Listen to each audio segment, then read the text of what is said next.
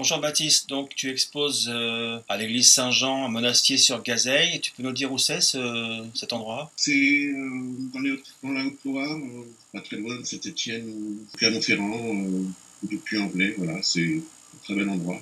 D'accord. Et donc c'est à Pognac qui est là, qui était avant en banlieue parisienne, c'est ça? Avec Pied-sur-Marne, oui, exactement. Un centre d'art.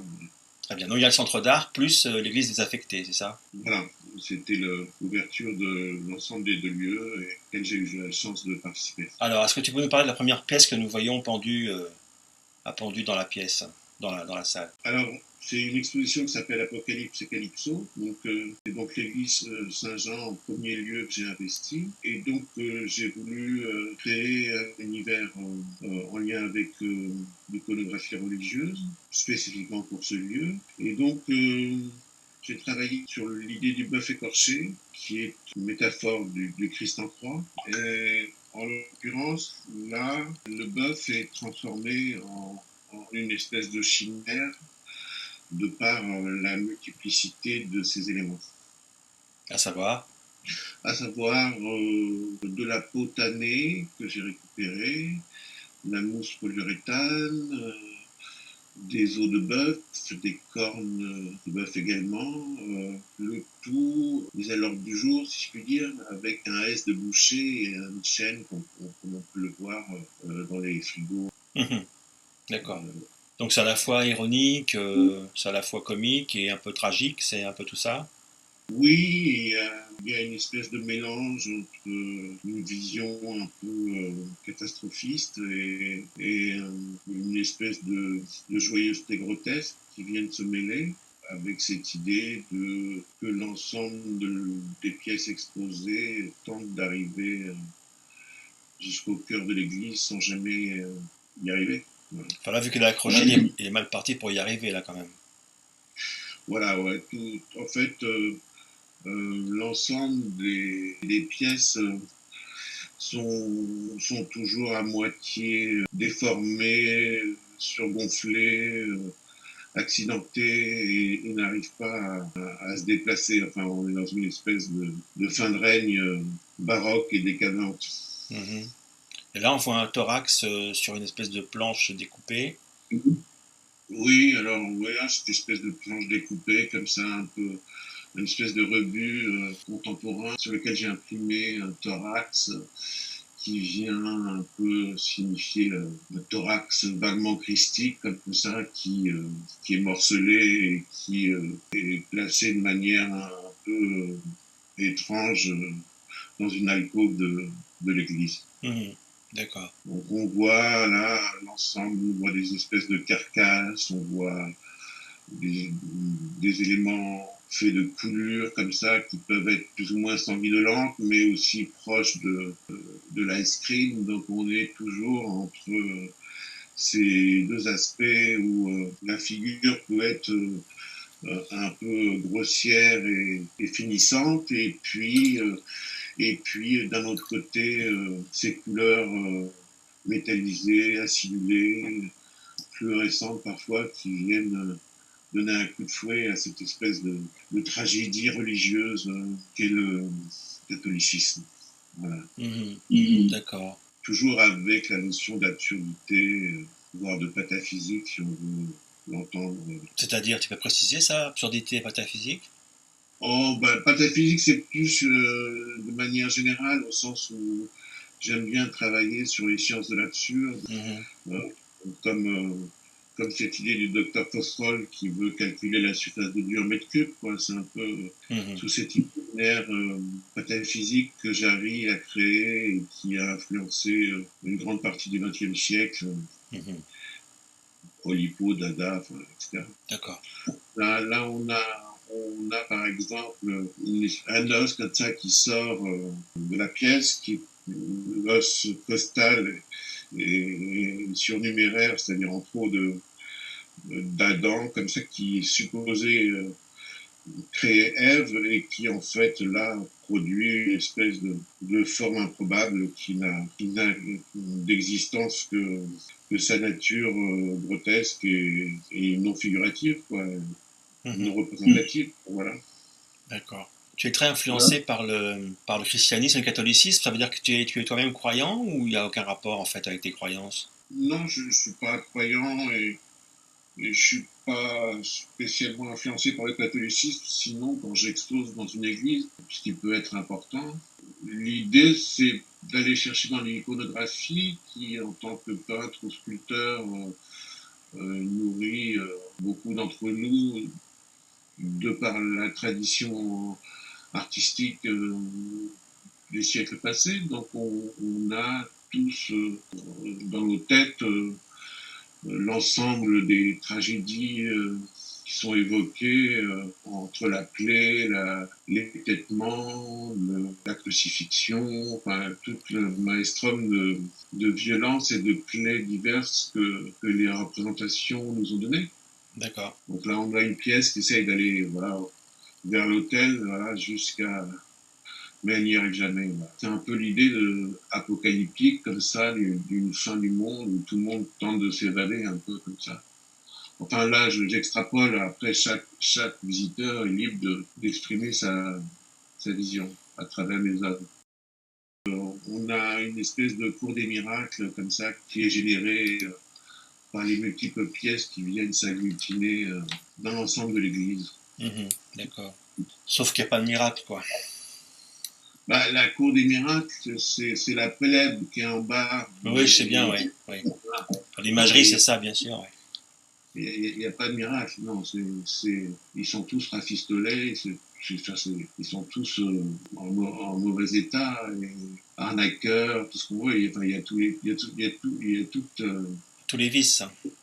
tous les vices qui s'y jouent.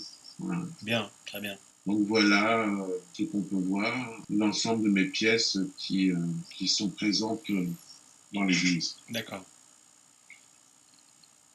Et ensuite, nous allons visiter le lieu lui-même de la Ponia, c'est ça? Voilà la deuxième partie qui a lieu au centre d'art à Pognard, voilà, que j'ai donc inauguré au mois de septembre. Donc voilà, donc on a cette idée que l'ensemble de mon travail se brise, se trouve, se fracture, se tord, gonfle, Oui. coule. Voilà, donc il y a une espèce de finitude, enfin j'aime bien cette idée un peu décadente de choses qui sont pas tout à fait dans les normes, mais un peu sur une ligne de crête entre des objets hyper séduisants et puis quelque chose de limite écœurant, quoi. Mhm. Comme par exemple ici. Voilà, comme par exemple ici, où on a un mélange de diverses séries qui viennent se mêler pour créer une espèce de gâteau survitaminé et, et légèrement vomissant, enfin même pas légèrement d'ailleurs, et le tout produisant une sculpture, on peut la voir ici. Mhm. D'accord. Et ces peintures, comment tu les réalises, hein, qui sont au mur, là? Ces peintures qui sont au mur, elles sont réalisées sur un matériau qui s'appelle le PETG. Mhm. C'est les plastiques qu'on utilise pour faire les bouteilles d'eau. Ouais. Donc je travaille avec différents logiciels que je détourne en général de l'armature et avec la 2D et la 3D, je produis donc tout ce qui est de l'ordre des signes graphiques qu'on peut voir sur ces plaques. Elles sont ensuite imprimées et puis, à l'aide d'un décapeur thermique, je les chauffe en certains endroits et je crée ces accidents, ces infortunes qui viennent faire le tableau final, D'accord. D'accord. si on peut appeler ça un tableau en tout cas. Ouais. T'as dû avoir des problèmes pour régler au début ton thermo. Comment t'appelles ça déjà Tableau formage. Ah oui. Ça a dû prendre feu parfois au début, non? Non, non, non, non. Non? Non, parce que c'est des résistances, comme les grippins. D'accord. Donc ça brûle pas, c'est pas un chalumeau. Ah oui, d'accord. Donc ça chauffe, ça rend la matière molle et puis après j'ai plus à le froisser avec mes petits muscles. D'accord. Hein. Très bien. Ah, c'est un résultat assez étonnant, hein, ça c'est sûr. Donc on pourrait dire que tu fais de l'art numérique quelque part, le fameux art numérique dont on parle maintenant beaucoup, Bah, je le mais fais pas essentiellement. Enfin, depuis le tout début des années 2000, ça fait plus de 20 ans maintenant ah oui. que je travaille avec l'art numérique. Hmm. Sauf que l'art numérique, il est, euh, il est spécifiquement fait pour être sur un écran, Oui, derrière un c'est vrai. ordinateur. Moi, ce qui m'a intéressé, c'est d'amener l'image dans le réel et par ailleurs de l'accidenter, de la détruire. Donc j'utilise un peu tout ce qui fait sens dans notre société contemporaine. Mhm. Ça peut être la notion d'accident, ça peut être la notion de déchets, parce que les déchets d'aujourd'hui sont souvent des contreformes assez dessinées, au laser. C'est plus du tout d'hier, si on peut dire. Et puis j'utilise la notion du vrai et du faux.